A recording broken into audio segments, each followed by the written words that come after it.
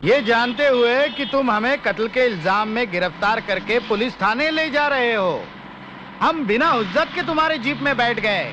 जानते हो क्यों? मशहूर कहावत सुन रखी होगी तुमने, मार के सामने भूत भी भाग जाते हैं, और फिर पुलिस की मार।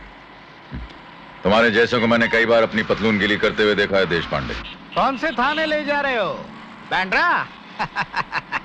अरे दूत, जरा इस बेचारे को बता दे कि बांद्रा पुलिस स्टेशन का इंचार्ज लोटाराम सवेरे सवेरे किस मंदिर के दर्शन करके काम पे जाता है, बता दे। अरे सरकार के पैरों की जूती को तो वो अपने भगवान की मूर्त मानता है। हाँ, रोज सवेरे घर आके पहले जूते पॉलिश करता है, तब थाने जाता है। इन जूतों को पॉलिश करता है, इन जूतों को। पॉलिश महंगा है तो नाक रगड़ो सरकारी कुत्ते।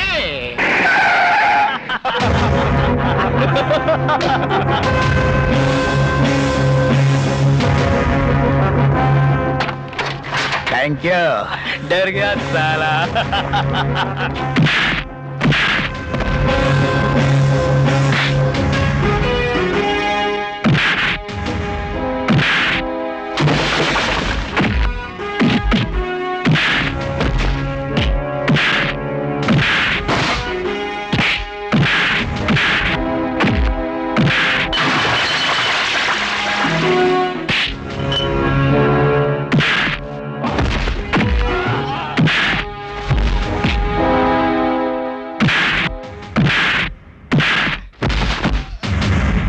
अब बोल, कहाँ पॉलिश करनी है? सर आपके जूतों पर सरकार।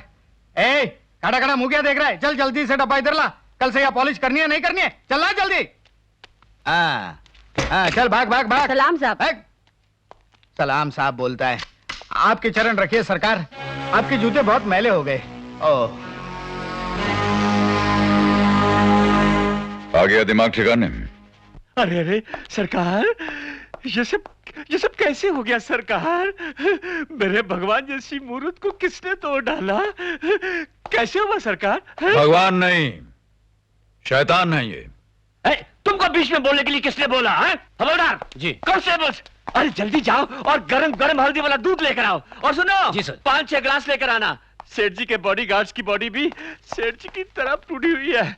सरकार, ये सब कैसे हुआ? किसी छत से गिर गए थे या किसी बड़ी बस के नीचे आ गए थे? बुलडोजर देखा है इंस्पेक्टर? बुलडोजर ना देखा हो तो इस आइडेंटिटी कार्ड को देख लो। इनके चेहरे का नक्शा कैसे बदल गया तुम्हारी समझ में आ जाएगा। अरे कौन सा आइडेंटिटी कार्ड?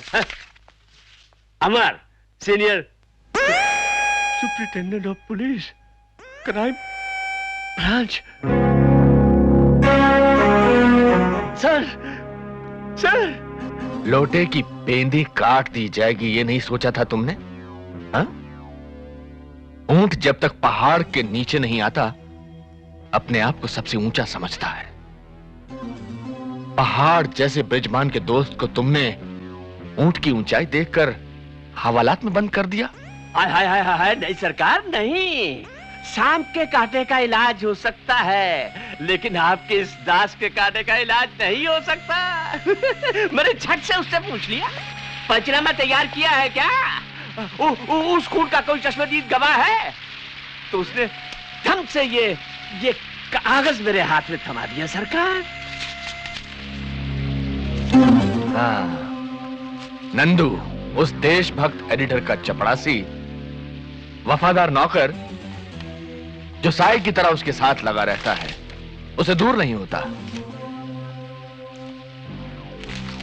और अब उस ऊंट जैसे पुलिस कमिश्नर को पहाड़ के नीचे लाकर खड़ा करना पड़ेगा ताकि उससे भी कोई ऊंची चीज होती है ये उस ऊंट को पता लग सके। बहुत अच्छे, बहुत ही अच्छे। अच्छा सरकार, अच्छा। अबे ओ बिन पेंदी के लोटे, नहीं नहीं नहीं, कल जब अपनी कुर्सी पर बैठो तो जरा पेंदी जमा कर बैठना। यस, क्या कहा? पैरी रोड पर एक बस को जला दिया गया है। 40 पैसेंजर जलती हुई बस में फंसे हुए हैं।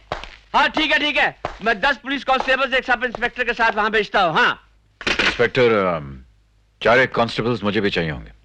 नंदू को हिफाजत के साथ कोर्ट में ले जाना है। मैं पूछता हूँ, इस पुलिस स्टेशन का इंचार्ज मैं हूँ या आप?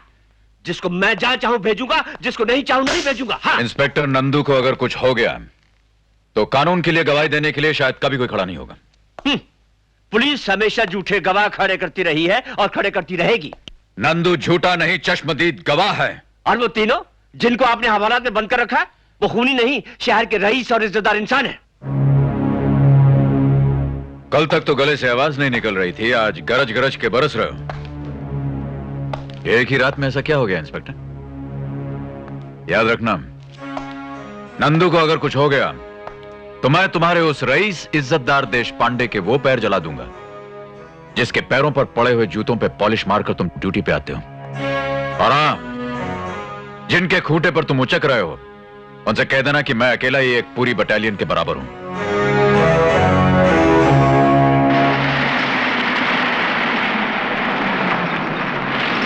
बस 2 मिनट नंदू, मैं उन तीनों को लेकर अभी आया। ओए कांस्टेबल,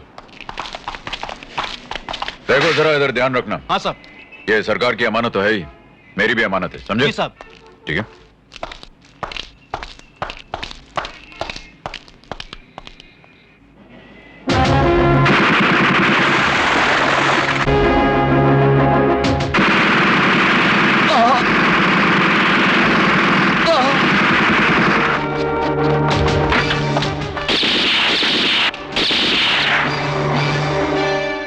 कहां जाओगे हरामजादो?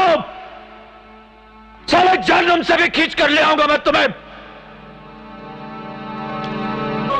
नंदू, नंदू, नंदू, नंदू, आंखें खोल। मम्मी, माँ, नंदू, नंदू, छोटू, तुम संभाल। नहीं, नहीं, नहीं नंदू, नंदू जाना नहीं, जाना नहीं नंदू। मैं अपने खून की एक एक बूंद तेरे शरीर में भर दूंगा नंदू, तू जाना नहीं। मैं एक एक बूंद भर दूंगा तेरे शरीर में नंदू, नंदू, नंदू, नंदू, नंदू। अपना वादा याद रखना, तेरी गरीब माँ अपना सब कुछ तुझे दे रही है।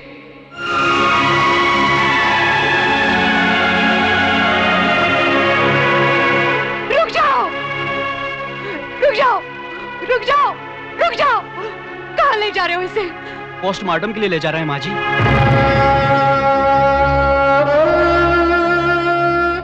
सुना तूने?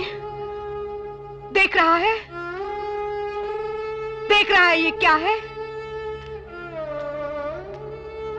मेरे नंदू की लाश है ये। तूने ही तो कहा था ना कि मेरे नंदू का कुछ हो ही नहीं सकता। हाँ, तो फिर ये क्या है? क्या है ये? देख ये क्या है? देख, मुझे मेरा नंदू वापस ला दे। दे दे मेरा नंदू मुझे वापस। माँ जी, मैं खबरदार जो मुझे माँ कहकर पुकारा। तू खूनी है, मेरे बेटे का कातिल है। कमीने, मुझे छूकर तूने कसम खाई थी कि अगर कुछ होगा तो तेरे बड़े बेटे को होगा, तेरे छोटे बेटे का बाल तक बाका नहीं होगा। कहाँ गई वो तेरी कसम? वर्दी और मिलने वाले, मैं पूछती हूँ कहाँ गई वो तेरी कसम? उतार दे ये वर्दी, फेंक दे ये बिल्ले। तू इन्हें पहनने के लायक नहीं है। इन्हें पहनकर तूने मेरे बेटे को मरवा दिया। इसके बजाय तेरी लाश क्यों नहीं गिर गई? एक गरीब माँ का सब कुछ लूटने वाले, मुझे मेरे बेटे की लाश तो दिलवा दो। अगर पोस्टमार्टम बहुत जरूरी है तो मेरा एक एक अंग कटवा लो, लेकिन मेरे सुंदर बेटे की लाश को ना बिगाड़ो, ना बिगाड़ो। अरे अरे अरे अरे, कैसी बिलक बिलक कर बेचारी रो रही है। हैं? उजाड़ दी ना बेचारी की कोख। हम तीनों कोर्ट में गए थे, जज साहब ने बाइज्जत बरी कर दिया हमको। बोले कि सीआईडी ब्रांच के सीनियर सुपरिटेंडेंट ऑफ पुलिस को फौरन हाजिर किया जाए।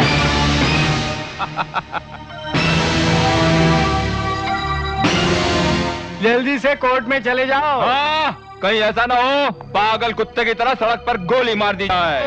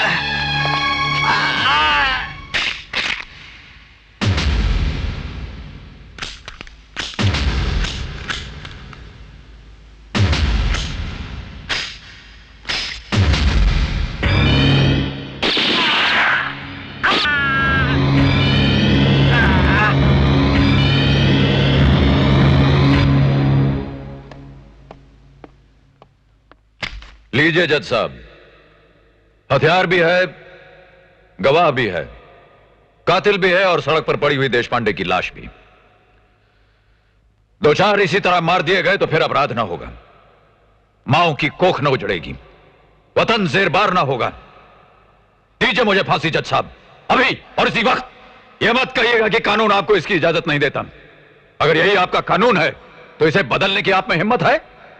बोलिए, जवाब दीजिए। ये देश पर कुर्बान होने वाला एक सिपाही बोल रहा है जज साहब, कोई अपराधी नहीं। इस सोते हुए देश को झंझोड़ डालिए जज साहब, काट डालिए इसके वो अंग जो सड़ गए हैं। कितनी लाशें शमशान ले जाएंगे आप? कितने कब्रिस्तान नए बनाएंगे आप? कितने जज साहब? आज जिन्हें नाज है हिंद पर वो कहां हैं? बुलाइए उन्हें जज साहब, दिखाइए उन्हें, और अगर वो सो गए हो तो भगवान के लिए जगाइए उन्हें। ताज़ीरात हिंद दफा 302 के तहत अमर को फांसी की सजा सुनाई जाती है।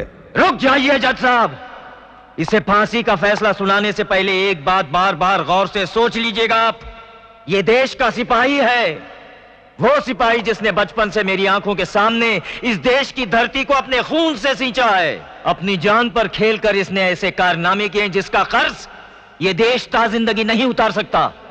ये अगर सोया है तो देश के लिए, जागा है तो देश के लिए। इसने एक एक सांस ली है तो इस देश की खातिर, और आज इसकी सांसों को, इसके दम को इस देश का कानून कब्ज कर लेना चाहता है। क्यों? सिर्फ इसलिए कि इसने 3 विद्रोहियों को खुलेआम सड़क पर अपने हाथों से मार डाला। और यही खून अगर इसने सरहद के उस पार किए होते तो आज हम सब ने मिलकर इसे परमवीर चक्र दिया होता। जज साहब, जब फैसला आप अकेले पर छोड़ दिया गया है तब आप इसे फांसी के फंदे पर लटका देना चाहते हैं। अगर मौत ही देनी है तो ऐसी मौत दीजिए इसे जो इसकी शान के काबिल हो, इस देश की आन के काबिल हो, और जिसकी मिसाल आने वाली नस्लें सदियों सदियों तक देती रहे।